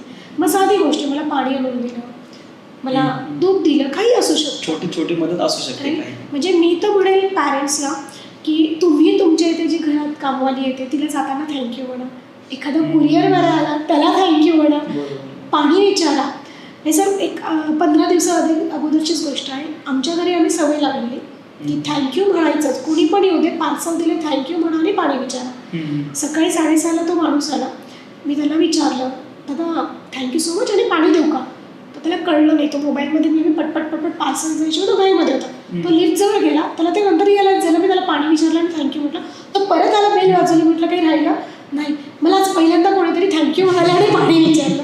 म्हणजे बघा ह्या गोष्टीचा फायदा किती आहे आपल्यालाच नाही, त्यांचाही दिवस खूप चांगला जातो, राईट. सो आणि हे परत आहे ना सर वाईब्स येतात आपल्याकडे. म्हणजे आपण ज्या आईवडिलांकडून शिकलोय चांगलं करा चांगलं येणार आहे, हे चांगलं केल्यानंतर आणि कृतज्ञता दिल्यानंतर कुठल्या ना कुठल्या रूपाने ते येणारच आहे. सो ग्रॅटिट्यूड हा खूप महत्त्वाचा आहे. काही असू द्या, मग ती रस्त्यावरची व्यक्ती असू द्यात, एखादी तुम्हाला मदत करणारी एखादा वर्कर असू द्यात, कोणी असू द्यात, ते ग्रॅटिट्यूड मॅजिक वर्ड्स आहेत सर, गेले पाहिजे. बरोबर, नक्कीच. ॲफर्मेशन्स, मेडिटेशन्स, ग्रॅटिट्यूड पण खूप महत्त्वाचा रोल आहे त्यांचा पण. आता तुम्ही म्हटले की ग्रॅटिट्यूडमध्ये सॉरी हा शब्द, त्या सॉरीवरून मला आठवलं की रागवतो आपण खूप, अँगर, म्हणजे पॅरेंट्स स्टुडंट्स याच्यामध्ये खूप काय म्हणतो आपण की अँगर वाढतो खूप, एकमेकांवरती खूप चिडतात. तर ते कंट्रोल कसं करता येईल? ते कंट्रोल करण्यासाठी काय होईल आणि ते कंट्रोल झाल्यानंतर त्याचा फायदा काय होऊ शकतो? परत मी ही नॅचरल प्रोसेस आहे रागवणं. आणि रागवतात कधी पॅरेंट्सची पण चूक नाही आहे, कारण ते रागवतात ते भीतीपोटी असतं. म्हणजे लेट्सचे मुलगा खाली गेला आहे खेळायला, न सांगता गेला किंवा सांगून गेला अर्ध्या तासात येतो, 1 तास झाला आलाच नाही, मग पॅरेंट्स चिडतात, अरे अभ्यास नाही आहे का, हे नाही आहे का, तुला कळत नाही का, चालवून जातात. जर इथे मुलांनी सॉरी म्हटलं तर पॅरेंट्सचा राग इमिडिएट शांत होणार आहे. म्हणजे पॅरेंट्सच नाही सर, हे मला वाटतं रोजच्याच जीवनामध्ये आहे. आपण कोणाला सॉरी म्हटलं तर तो त्यांना बरं वाटतं, ठीक आहे बाबा सॉरी म्हटलं सोडून देऊ, असं होतं. सो तिथे मुलांनी म्हटलं, लेट्स से मुलांनी नाही म्हटलं तर पॅरेंट्स अजून चिडतील. पण जेव्हा मी मगाशी एका तुम्हाला सांगितलं संभाषणामध्ये, जर पॅरेंट्स चिडून जरी गेले ना तर थोड्या वेळा त्यांना कळतं बरं का, म्हणजे कोणी असू दे की माझी ते चूक झालेली आहे, की मी मुलांवर खूप चिडले. जेव्हा कळतं ना खरंच जा आणि सॉरी म्हणा.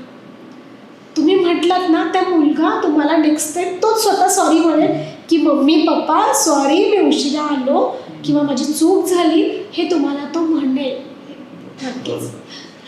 ठीक आहे, म्हणजे सॉरी या शब्दाचा एवढा मोठा रोल आहे. हो. आपली चांगली चर्चा रंगली आहे. आपण याच्यानंतर परत एक लहान मुलांकडे येऊयात. आता मी पण अनुभव घेतलाय की लहान मुलं असतील ना त्यांना बोलायचं खूप आवडतं. ते असं वाटतं की माझ्या खूप साऱ्या गोष्टी लोकांनी समोरून ऐकाव्यात, पण पॅरेंट्सना म्हणा किंवा मोठ्या लोकांना वेळ नसतो, तर ते इग्नोर करतात. तर ही जी सिच्युएशन आहे की लहानांना सांगायची आवड आणि मोठे थोडे अवॉइड करतात, तर ही कशी मॅनेज करायला पाहिजे मोठ्या माणसाने? सर हे आजकाल खूप वेळा मला ऐकायला मिळतं पॅरेंट्सकडून, छोट्या पॅरेंट्सचे जे मुलं आहेत म्हणजे छोटी मुलांचे जे पॅरेंट्स आहेत ते नेहमी म्हणतात याला खूप बोलायचं असतं, खूप बडबड करायची असते, ह्या सांगत असतात की नाही सगळं स्कूलमधून गेल्यापासून खाल्लं काय, कोणत्या मित्राने काय सांगितलं काय नाही, हे सगळं सांगायचं असतं. आणि जशी जशी मुलं मोठी होतात ना त्यावेळेसचे पॅरेंट्स जेव्हा सांगतात म्हणजे 5th 6th 7th नंतरचं 7th 8th नंतर तरी चालू होतं की मुलगा माझ्याशी बोलतच नाही आहे, मुलगी माझ्याशी शेअरच करत नाही आहे, ह्या गोष्टी चालू होतात.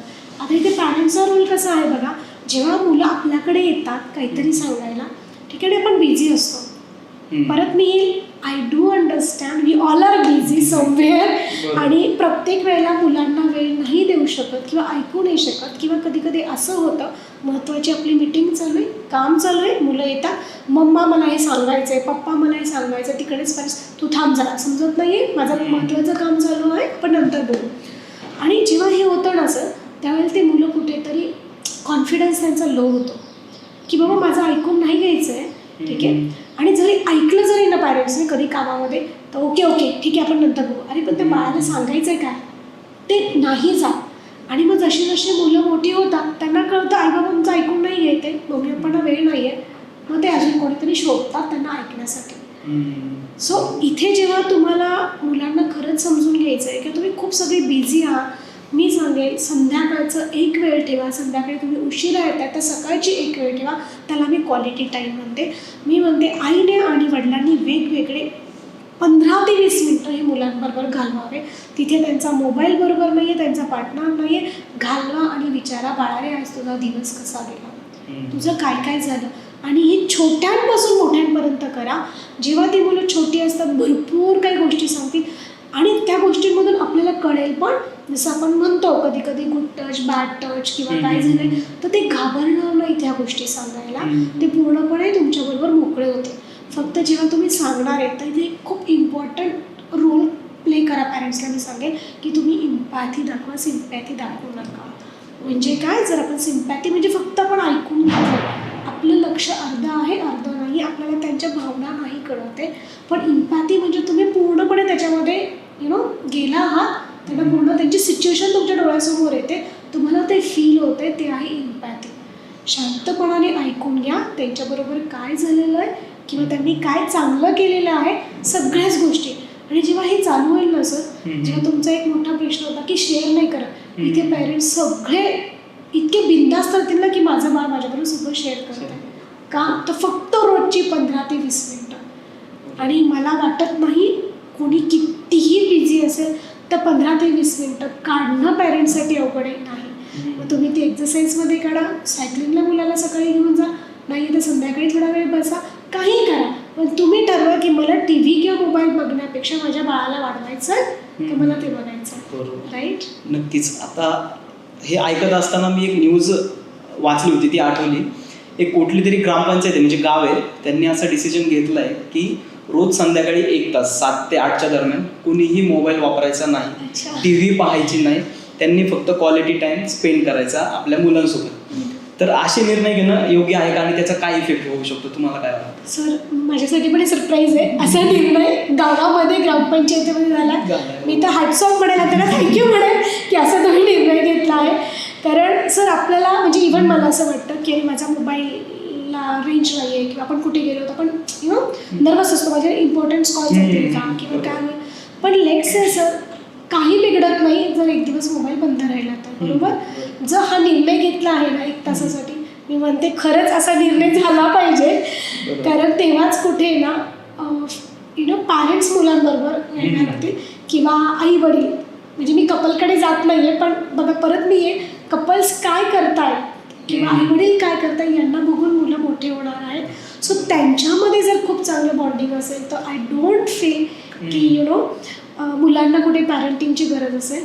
सो मी जेव्हा पण काउन्सिलिंग करते ना तर बरेच पॅरेंट्स येतात, म्हणजे आई येते की मला बोलायचं आहे, वडील येतात मला बोलायचं आहे, मी नाही सांगते मला दोन्ही पॅरेंट्स पाहिजे असतात. मी 1 ते 1.5 तास घेईन, पण मला दोघं समोरासमोर पाहिजे, कारण मला दोघांकडून अंडरस्टँड करून घ्यायचं असतं exactly what is the situation. कारण बऱ्याच वेळेला असं होतं मला जे सांगायचं तेच मी सांगेन, राईट. प्रत्येकाचा बघण्याचा दृष्टिकोन वेगळा असतो, म्हणून मी तिथेही सांगेन मग परत मी इथे येईल जे तुम्ही मगाशी म्हणालात की किती इफेक्टिव्ह आहे. ऑफकोर्स सर हे खूप इफेक्टिव्ह असणार आहे. आणि ह्याच्यामुळे क्वालिटी टाईम दिल्यामुळे एक फॅमिली बॉन्डिंग वाढेल, एक चर्चा होईल. बरोबर, चर्चा झाल्यामुळे एकमेकांचे प्रॉब्लेम्स असू द्यात किंवा काय चांगलं झालं आहे हे कळेल. आणि अजून एक मी इथे ॲड करेल, जर 15 ते 20 मिनटं घालवत आहेत ना किंवा जेवताना पण, तर पालकांनी रोज प्रश्न विचारावा की आज चांगलं काय झालं तुझ्याबरोबर. जेव्हा हे विचारतील ना, आणि जेव्हा आपण मगाशी ग्रॅटिट्यूड म्हटलो ते पण त्यांना आठवणीने झोपताना करायला हवा. आणि 5 कुठल्याही चांगल्या गोष्टी की काय झालेल्या आहेत दिवसभरात ते सांगा. पहिल्यांदा असं होईल की मुलं नाही सांगणार, कधी ओपन होतील कधी नाही होणार, कधी खूप काही लिस्ट असेल सर मोठी. सो दोन्ही गोष्टी असू शकतात. जर ओपन झाली तर वेल अँड गुड आहे. आणि पॅरेंट्सनेही सांगावं त्यांच्या ऑफिसमध्ये काय झालं किंवा आज सकाळपासून घरामध्ये काय झालं. आणि नाही जरी सांगितलं तर पॅरेंट्सची सुरुवात करा. मुलं 1 गोष्ट 2 गोष्ट हळूहळू हळूहळू सांगायला सुरुवात नक्की करतील. नक्कीच, म्हणजे जो काही निर्णय घेतलेला आहे तो गावाने, तो खरंच एक चांगला उपक्रम मानला जाईल. हे सगळीकडे हळूहळू अप्लाय व्हायला पाहिजे. ठीक, आता आपण हे लहान मुलांबद्दल वगैरे बोललो. आता किती नाही म्हटलं तरी मुलं मुली थोडा डिफरन्स होतच असतो. आणि मुलं म्हणू शकतो की आपण सगळ्या गोष्टी पॅरेंट्स बरोबर शेअर करतात, पण वयात आलेल्या मुली आपण जे म्हणतो की ते काही गोष्टी पॅरेंट्ससोबत शेअर करत नाही. तर त्याच्यासाठी पॅरेंट्सने मुलींना, स्पेशली मुलींना कसं कन्व्हिन्स करावं? बघा, पहिली गोष्ट तर असं आहे, वयात येणाऱ्या मुली किंवा वयात येणारी मुलं यांच्यामध्ये चेंजेस दिसून येतात. मुलांची पटकन दिसतात, मुलींचे काही दिसत नाही, काही दिसतात. राईट. इथे असं होतं ना सर, आपली संस्कृती आधीपासून अशी होती किंवा अजून पण काही आहेत विचार की बाबा मुलीला एकटीला पाठवायला नको, मोठी झाली आहे किंवा बऱ्याच गोष्टी आहेत. राईट. सो जेव्हा हे असं होतं ना त्यावेळेला त्यांच्यामध्ये तो न्यूनगंड किंवा कॉन्फिडन्स ऑलरेडी लो होत जातो की मी हे का करू नये किंवा का करू नये.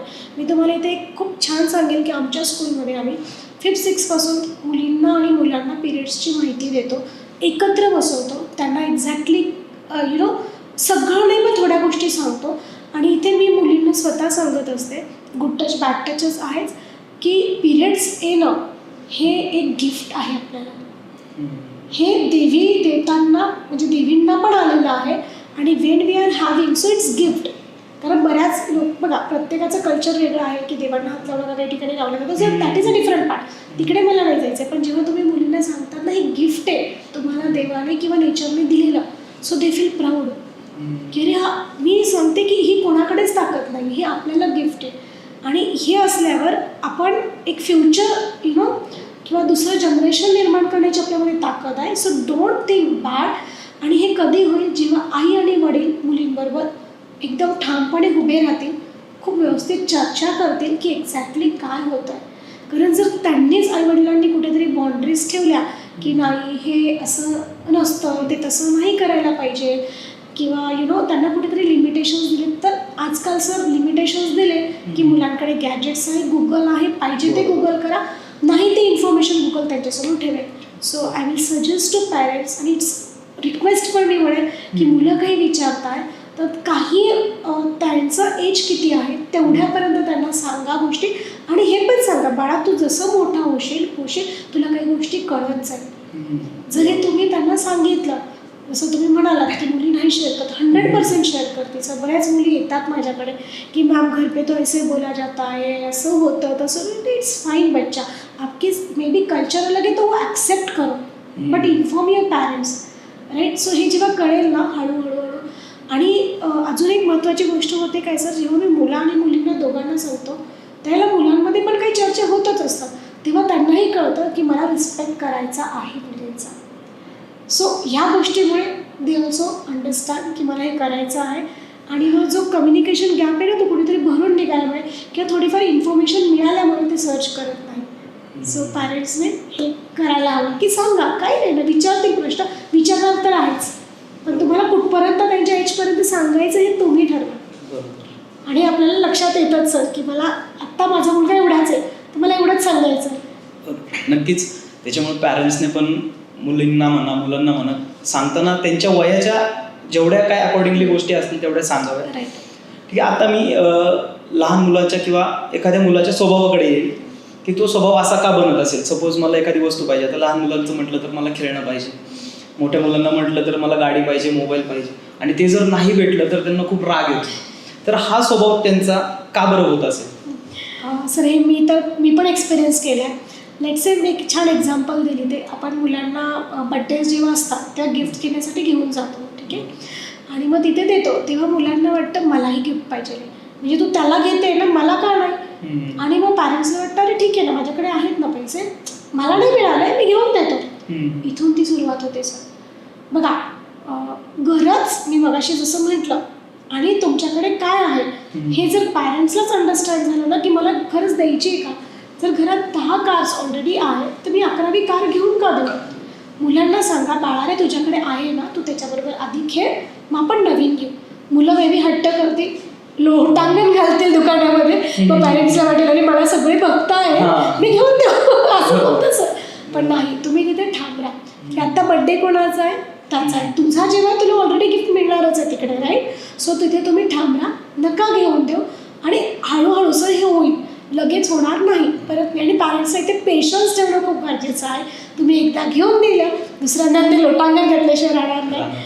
परत आलं मोबाईल्स असेल, गॅजेट्स असेल, गरज किती आहे हे मुलांना अंडरस्टँड करून द्या. मुलं मागणारच आहे की लेट्स से आता मोबाईलचं मी मगाशी म्हटलं, काही मुलं जातात मॅचेसला जातात किंवा घरी कोणी नाही आहेत, आई वडिलांचं न्यूक्लिअर फॅमिली, मग त्यावेळेला मोबाईल गरजेचा आहे. पण तू माझ्याच जवळ आहे, आपल्या घरामध्ये ऑलरेडी सगळे फॅमिली मेंबर्स आहेत, मला गरज नाही आहे मोबाईलची, तू थोडा मोठा झाल्यावर तुला देऊ. हे कधी होईल? शांततेने सांगितलं. परत पॅरेंट्सचा अजून एक प्रश्न असेल, मॅम होतच नाही, शक्यच नाही, मी एकदा सांगेल आणि नाहीच होणार. नाही होणार.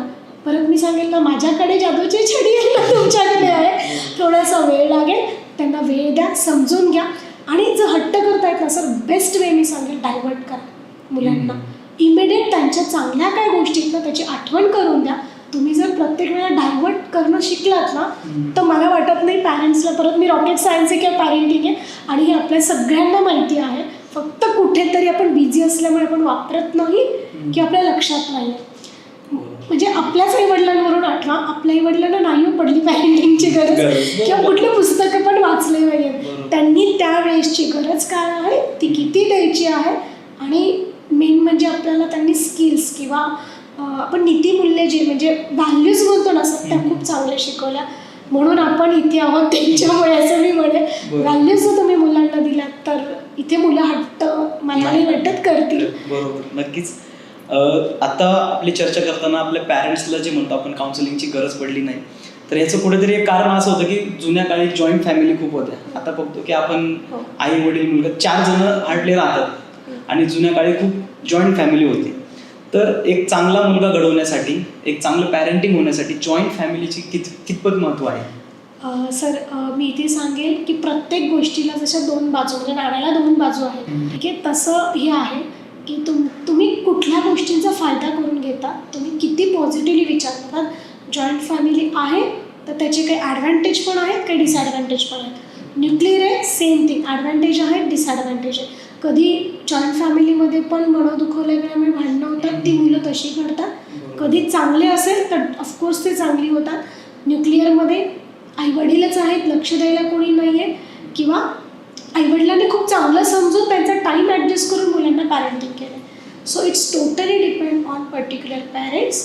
आणि तुम्ही किती पॉझिटिव्ह माइंडसेट ठेवताय तुमच्या मुलांना वाढवायला, तुमच्याकडे काय गोष्टी आहेत तुम्ही याचा विचार करताय इन्स्टेड ऑफ काय नाही आहे. म्हणजे मी इथे परत येईल की तुमच्याकडे काउंट करा. म्हणजे मी इथे परत येईल सर, एक अजून एक खूप छान मला आठवलं की माझ्याकडे पॅरेंट्स जेव्हा येतात ना तेव्हा मी त्यांना विचारते मुलगा मुलगी कसा आहे सांगा मला. सर पहिली सुरुवात 99 पॅरेंट्सची होते, माझ्या मुलाला हे येत नाही, माझ्या मुलाला ते येत नाही, हे करत नाही, ते करत नाही. म्हटलं ओके, आता मला पॉझिटिव्ह गोष्टी सांगा तुम्ही. म्हणजे जर पॅरेंट्सनेच हे ठरवलं की मला पॉझिटिव्ह गोष्टी आणि निगेटिव्ह गोष्टी किती आहेत त्याची तुलना करा. सर मला असं वाटत नाही आज आपल्या कोणाकडे पॉझिटिव्ह गोष्टी कमी आहेत. ऑफकोर्स सगळ्या पॉझिटिव्ह आहेत, राईट, पण ते आपल्याला जर कळल्या तर त्या मुलांनाही कळतील. आणि सेम थिंग मी पॅरेंटिंगमध्ये पण म्हणेन परत एकदा की तुम्हाला जर मुलांना ॲक्सेप्ट करता आलं ना तर ते करा. तुमच्या बाळाला किंवा तुम्हाला पॅरेंटिंगची गरज नाही आहे, फक्त the way the child is there, just accept him or her. नक्कीच खूप मोलाचं मार्गदर्शन, खूप माहिती मिळत चाललेली आहे. आणि आता आपण येऊयात की प्रोत्साहन देणे. एखादा विद्यार्थी असेल, त्याची एक्झाम झाली की काही जण म्हणतात की तू एवढे एवढे मार्क्स पाड, तुला काहीतरी गिफ्ट देतो. काही जण काही स्वतःहून काहीतरी घेऊन येतात गिफ्ट्स, म्हणजे पुढे ट्रॉफी असेल ते घेऊन येतात, किंवा काही जण असं दाखवतात की बाबा तू मार्क्स पाड, तुला हे घेऊन देईल. तर ते किती योग्य आहे आणि याने मुलाची नक्कीच प्रोग्रेस होते का? बघा सर, प्रोत्साहन म्हणजे एन्करेजमेंट, ॲप्रिसिएशन हे सगळ्यांना लागतं. तुम्ही, मी, सगळ्यांनाच लागतं, राईट. मग इथे त्या मुलांना तर पाहिजेलच पाहिजे, इथे मी सांगेन. फक्त माझी पॅरेंट्सला एक सजेशन असेल की तुम्ही हे सांगू नका तू हे केलं तर हे मिळेल. इथे काय होतं, आपण आमिष दाखवतोय sir. If you are doing this then only you will get this. But child will say I don't need that, why should I do, मला गरजच नाही ना, मी का करू. त्याच्यापेक्षा जे मुलं करता आहेत ना, तिथे लेट्स से आज कॉम्पिटिशनला गेले, सिल्वर मेडल मिळालं instead of gold, it's fine. संध्याकाळी त्याच्या आवडतीचं एखादं पदार्थ करा, इफ यू पॉसिबल घेऊन जा बाहेर खायला, जे आवडतं ते करा, क्वालिटी टाईम स्पेंड करा आणि सांगा बाळा रे आपण आज हे सेलिब्रेट करतोय. म्हणजे छोट्या छोट्या गोष्टी स्टार्ट करा सेलिब्रेट करायला, त्यांना तो वेळ द्या आणि त्यांना काय आवडतं ना ते करा. मला आजकाल मुलांकडून, खूप मुलांकडून जेव्हा मी विचारतो की बाळा रे तुला तुझ्या आईवडिलांकडून काय हवं, किंवा मुलं बोलत नाही सर, आम्ही लिहून काढायला लागतो कागदावर की you just write it down what you feel or what you want from your parents. So पहिली गोष्ट आहे ते वेळ. म्हणजे 100पैकी 90 मुलं वेळ मागतात सर. म्हणजे जर जेव्हा असं तुम्ही म्हणतात की एन्करेजमेंट, ॲप्रिसिएशन, तेव्हा ठरवा ठीक आहे हे झालं ना, चला आपण आज जाऊयात फिरायला जाऊयात. म्हणजे मूव्ही, मॉल्स याच्यापेक्षा तुम्ही ट्रेकिंगला घेऊन जा. त्यांना तो एक फील राहू द्या एन्व्हायरमेंटशी, अर्थशी. जेव्हा आपण चक्रासाठी बोलूच आहे आपण एक कधीतरी पॉडकास्टमध्ये, तेव्हा त्यांना तो फील येतो की मला एन्व्हायरमेंटमध्ये, आणि ऑफकोर्स आपण एन्व्हायरमेंटमध्ये गेलो बिकॉज ऑफ ऑक्सिजन म्हणा किंवा ते नेचर म्हणा, आपण आपोआप फ्रेश होतो. सो तिथे तुम्ही क्वालिटी टाईम घाला. मूव्हीसमोर again same thing it may happen, right. So या गोष्टी करा, त्यांच्या आवडतीची गोष्ट आणून द्या, छोटंसं एखादं गिफ्ट द्या. म्हणजे हे जेव्हा कराल ना आणि त्यांना माहीत नाही ठीक आहे तेव्हा करा. म्हणजे जसं मगाशी म्हणाला तू हे केलं, हे छान मार्क्स मिळवले की मी सायकल घेऊन देईल, हे केलं तर ते करेल, नको मग मुलगाही मोठेपणी म्हणेल की तुम्ही हे केलं तरच मी हे करेल. त्याच्यापेक्षा हे असं जाऊ द्या, म्हणजे त्यांना पण लक्षात येईल की अरे न सांगता गोष्टी पण होतात आणि आपल्याला कळतं ना की आपल्या मुलाला काय हवं. जर आपण त्याला आधीच दिलं ती गोष्ट तर त्यांना ना सर माणसांचे मन ओळखायला पण शिकतील. त्याच्यामुळे जर आपण त्यांना काही सरप्राईजेस दिले तर फक्त अशी द्या की ती खरंच त्यांच्यासाठी योग्य आहे. सो एन्करेजमेंट, ॲप्रिसिएशन पाहिजेलच पाहिजे म्हणे मुलांना. भले मार्क्स तुमच्या मनाप्रमाणे येऊ देत, मनाप्रमाणे मेडल्स येऊ देत, नाहीतर नाही येऊ देत, त्यांना घट्ट मिठी मारून, त्यांच्यासाठी टाळ्या वाजवून, त्यांच्या आवडतीचा पदार्थ, छोट्या छोट्या सर गोष्टी आपण करू शकतो. त्यांच्यावर आवडतीचा खेळ खेळून काही करू शकतो. कधी ते हॅपी राहणार नाहीत कारण त्यांच्या मनाप्रमाणे नाही होणार. मग विचार की काय केल्यावर तू हॅपी राहशील, चिडचिड पण होणार, मी तर तुला इथे घेऊन आले तरी तुला आवडत नाही. सो तेव्हाही करत राहा, विचारा आणि करा. बरोबर, नक्कीच. म्हणजे ॲप्रिशिएट तर कराच, फक्त असं की आमिष दाखवून नको, अचानक त्याला सरप्राईज द्या, ते त्याला आवडेल असं ते ॲप्रिशिएट केलं पाहिजे. नक्कीच. ठीक आहे, आता मी परत पॅरेंटिंगकडे येईल. आता मला तुमच्याकडून एक सल्ला पाहिजे की मगाशी आपण बोलता बोलता म्हटलं की छत्रपती शिवाजी महाराज, त्यांना वाढवण्यासाठी जिजाऊ मातांचा खूप मोठा रोल होता. तर एक असा गुण कोणता किंवा ते पॅरेंटिंग रूल म्हणू शकतो आपण की छत्रपती शिवाजी महाराजांना जिजाऊ मातेने दिला, तो आजच्या मुलाला त्यांच्या पॅरेंट्सने दिला पाहिजे, एक कोणता गुण असा? Biggest support sir. जसं जिजाऊ छत्रपती शिवाजी महाराजांच्या पाठीशी उभ्या राहिल्या, शुभा तू हे कर, तू हे करू शकतो, तुला स्वराज्यासाठी लढायचं आहे. म्हणजे आई काय करू शकते ना, आपल्या समोर एक खूप मोठं उदाहरण म्हणजे जिजाऊ माता आहेत. ते माझ्यासाठी खूप मोठे आदर्श आहेत की काही असू द्या पण तुम्हाला लढायचं आहे. आणि एक दुसरी गोष्ट, तुम्ही लेडीजचा रिस्पेक्ट करा, हे त्यांनी शिकवलं. ही खूप मोठी शिकवण दिली. त्याच्यामुळे शिवाजी महाराज खूप सगळ्या गोष्टी आपण बघतोच. आज आपण त्यांचं नाव एवढ्या वर्षांनी पण घेतोय किंवा पूर्ण महाराष्ट्रच नाही सर, जग पूर्ण त्यांच्यासाठी किंवा त्यांचं स्टाईल कशी होती लोकांना धरून ठेवण्याची, ते पण जिजाऊंनी शिकवलं. सो सगळ्यांचा रिस्पेक्ट करा आणि समजून घ्या दुसऱ्या माणसांना की त्यांचे प्रॉब्लेम्स काय आणि शक्य झालं तर त्यांना मदत करा. आणि ठामपणे उभं राहण्यासाठी म्हणजे शिवाजी महाराज म्हणजे जिजामातेंचं जे स्वप्न होतं त्याच्यासाठी शिवाजी महाराजांनी खूप कष्ट घेतले. त्यांच्या मागे ठामपणे उभे राहणं हे एका आईचं पॅरेंट्सचं काम असतं. ही शिकवण त्यांच्याकडून मिळाली. धन्यवाद. आणि अजून एक लास्ट प्रश्न जो माझा प्रत्येक पॉडकास्टमध्ये असतो की तरुणांसाठी सल्ला, कारण आजची तरुण पिढी बघतो काही जण आहेत चांगलं करतात, काही जण थोडे बिघडत चालले, तर तरुणांसाठी एक सल्ला काय सांगाल तुम्ही? मी तरुणांना सांगेल की नेहमी तुम्ही आईवडिलांना डोळ्यासमोर ठेवा. कधीही काही असेल तर फक्त आईवडिलांना डोळ्यासमोर आणा आणि विचार करा, ही गोष्ट मी करतो हे बरोबर आहे का चुकीचं आहे. बघा, आज तरुण असू द्या, छोटा मुलगा असू द्या, मोठं, सगळ्यांना कळतं की आपण चूक करतोय का बरोबर करतोय. एवढे तर आपण म्हणजे मॅच्युअर असतो, राईट. सो हे कळत असतं. कधीतरी बरेच वेळेला असं होईल, अशा सिच्युएशन्स येतील की आपलं पाऊल चुकीच्या दृष्टीने पडू शकतं. पण तेव्हा ती हिंमतही ठेवा की तुमच्या आईवडिलांना जा, सॉरी म्हणा, किंवा अजून कोणी पर्सन असेल थर्ड त्यांना सॉरी म्हणा. मी एकच सल्ला देईल, प्रामाणिकपणे राहा. जे काही आहे ना ते तुमच्या आईवडिलांना म्हणा, थर्ड पर्सनला, जे कोणी असेल सांगा. कारण जेव्हा आपण खरं बोलतो ना त्यावेळेला लपवावं लागत नाही सर, की मला हे मी काहीतरी बोललो आहे आणि त्याच्यासाठी मला अजून 10 खोटं, म्हणजे आपण म्हणतो एक खोटं लपवायला 10 खोटं बोलावे लागतात. सर इथे जर सगळ्यांनी, तरुण पिढीने जर खरं राहिलं, चुकलं तर चुकलं, जसं मग अशा आपण म्हटलं, सॉरी आणि थँक्यू नेहमी यूज करा. आणि चूक आहे तर ती ॲक्सेप्ट करा. फक्त परत लक्षात ठेवा की ती चूक झाली, त्याच्या मार्गावर परत जायचं नाही आहे. आणि हे सगळं करताना जसं आपण मगाशी म्हटलो गॅजेट, स्क्रीन टाईम याच्यामुळे होतात, मुलं व्हायब्रेट थोडं डायव्हर्ट होते, त्या वाईब्स तशा येतील.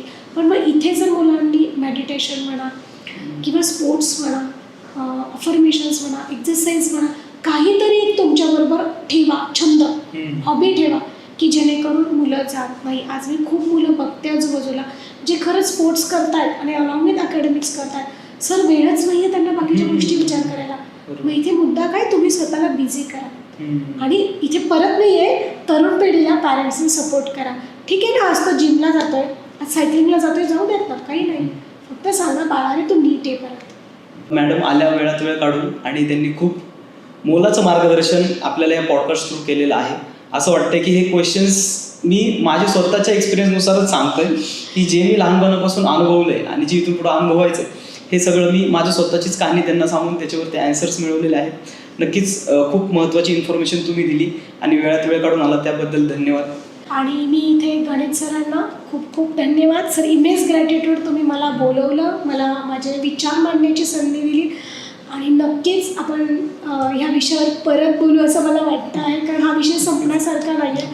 आणि मला पॅरेंटिंगच्या याच्यात एक खारीचा वाटा उचलायची मला संधी दिली. माझे विचार